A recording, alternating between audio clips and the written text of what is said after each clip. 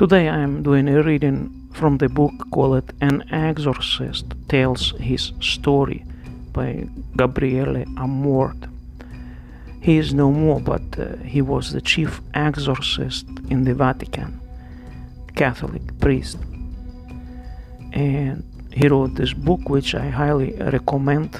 It is not expensive to buy it, but if you are an agnostic or if you have little faith, you have to read it.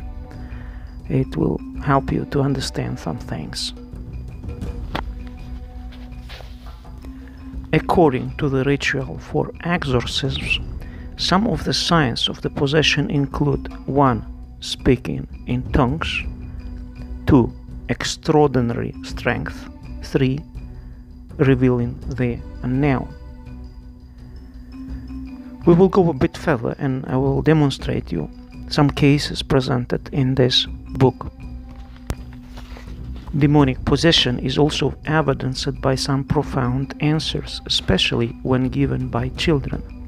Father Candido, and he was the spiritual father of Gabriele Amort, asked an 11-year-old boy some tough questions after he became convinced of the presence of a demon. He asked, "On earth there are many great scientists, some very fine intellects, who deny the existence of God and your existence. What do you say to that?"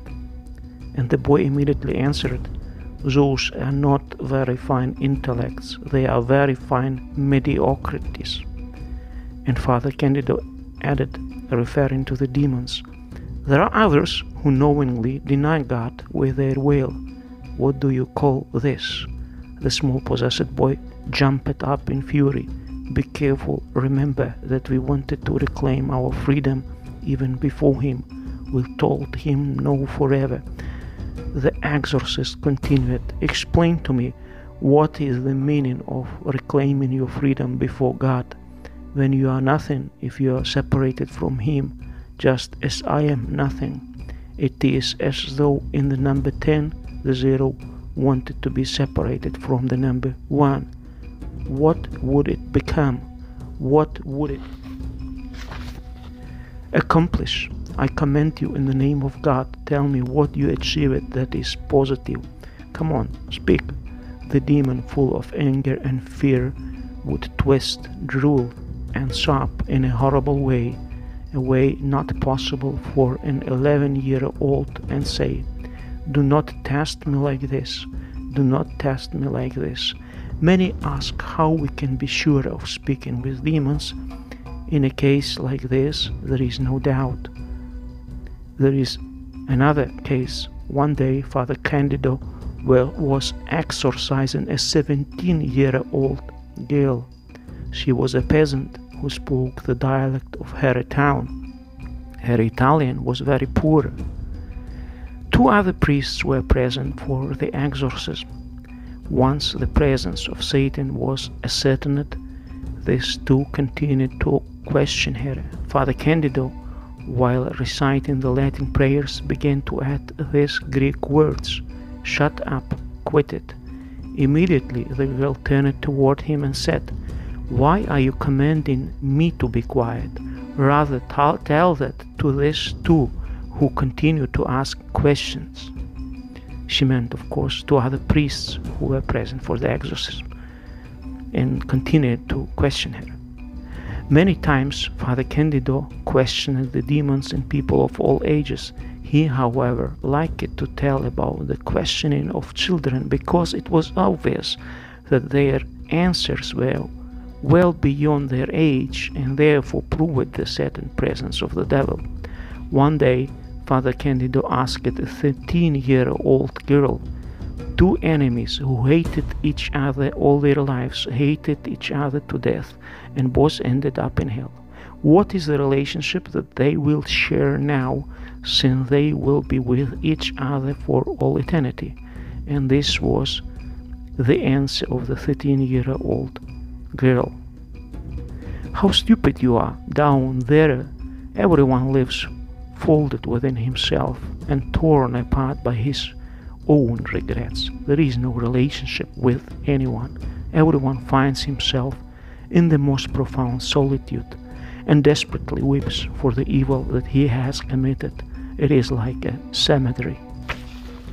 As mentioned, supernatural strength can be another sign of demonic possession, and here is a good example for that. Pierluigi, 14-year-old Italian boy, was big and heavy for his age. He was unable to study. He drove his teachers and schoolmates crazy. He did not get along with anybody, but he was not violent.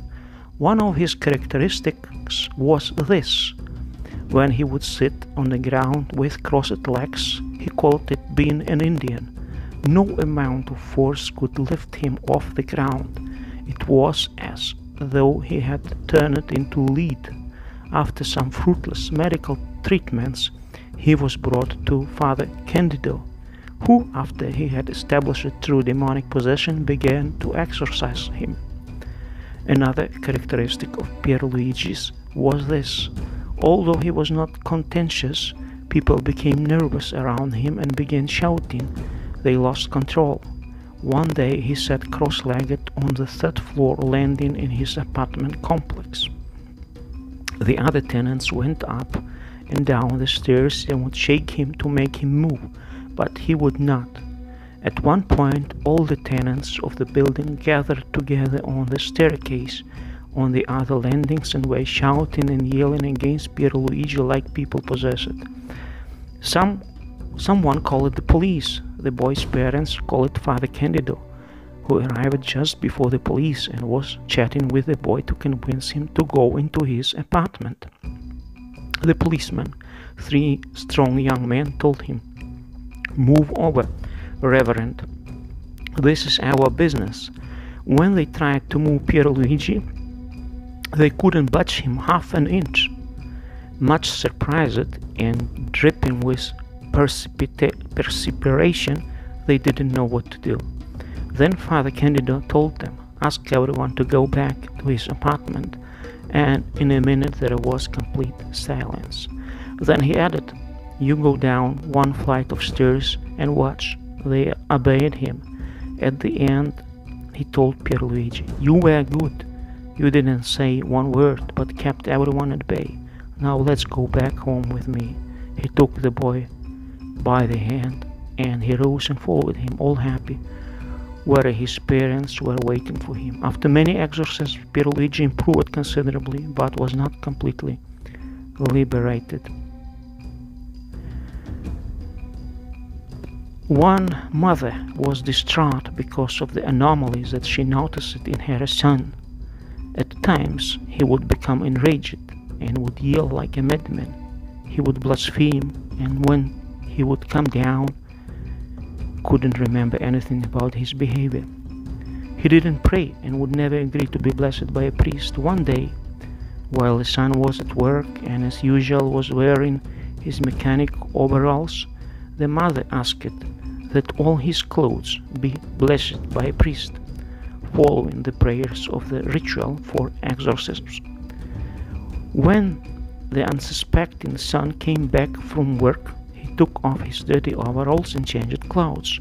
After a few seconds, he furiously tore the clothes off and put the dirty overalls back on.